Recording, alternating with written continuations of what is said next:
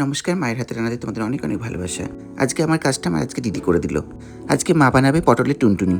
মশলা সেরকম কিচ্ছু না, একটু আদা আর কাঁচা লঙ্কা। এই মশলাটা ভালো করে পেস্ট করে নিতে হবে। তারপরে কড়াইতে সেই সাদা তেল গরম করে পটলগুলো দিয়ে দিতে হবে। পটলগুলো দেওয়ার সময় একটু লবণ দিতে হবে, লবণ দিয়ে আস্তে আস্তে পটলগুলো ভাজতে হবে। বাজারে গিয়ে দেখি কিনতে গিয়ে পকেট ফাঁকা হয়ে জোগাড়। তাও ভাবলাম নতুন সবজি বাড়ি গিয়ে নিয়ে যাই। এখনকার পটলের সুয়াদ তো কিচ্ছু নাই। মায়ের হাতে পড়েছে, স্বাদ না হয়ে যাবে কোথায়। আমার মা বেশিরভাগ সবজি নিরামিষ করে বানান, আর এত বেশি মশলাও দেয় না। এই দেখো পটল ভাজা হয়ে গেছে, এরম করে ভাজা হয়ে গেলেই পটলগুলো তুলে নেবে। তারপরে একটু তেল দিয়ে দিবে, তেল দিয়ে কিন্তু একটু পাঁচফোড়ন দেবে। তারপরে সেই কাটা আলুগুলো দিয়ে ভাজতে হবে। আলু দেওয়ার পরে কিন্তু একটু লবণ দিতে হবে, লবণ দিয়ে আলুগুলো ভালো করে আস্তে আস্তে ভাজতে হবে। এই রান্না ভোগেও দেওয়া যায়, ভাগেও দেওয়া যায়। তবে মা বলেছে পেঁয়াজ রসুনও দেওয়া যায়। তবে আমি বলবো মায়ের মতো করে রান্না করে দেখো, খুব স্বাদ হয়। এই রান্নাটা লুচি রুটি পরোটা সব কিছুর সাথেই অসাধারণ। আলুগুলোতে একটু ভাজতে ভাজতে সোনার মতো রং ধরাবা, তারপরে সোনার মতো রং ধরে গেলে তারপরে তাতে একটু টমেটো কুচি দেবে, টমেটো কুচি দিয়ে একটু করে ভাজবে। টমেটোগুলো গলে গলে খুলে গেলে তারপরে ওই মশলাটা দিয়ে দিবে, আদা আর কাঁচা লঙ্কার পেস্টটা।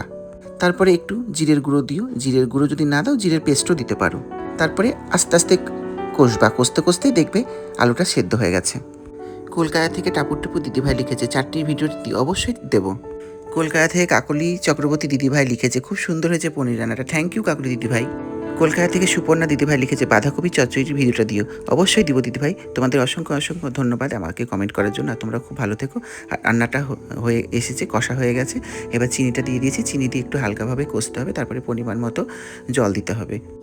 তারপরে কষা হয়ে গেছে, কষা হয়ে যাওয়ার পর পরিমাণ মতো জল দেবে। জল দেওয়ার পর একটু ঢেকে দিতে হবে, ঢাকা দেওয়ার মতো সিদ্ধ হওয়ার সময় দিতে হবে। এমন করে সিদ্ধ করতে হবে যেন সবজিগুলো গলে না যায়।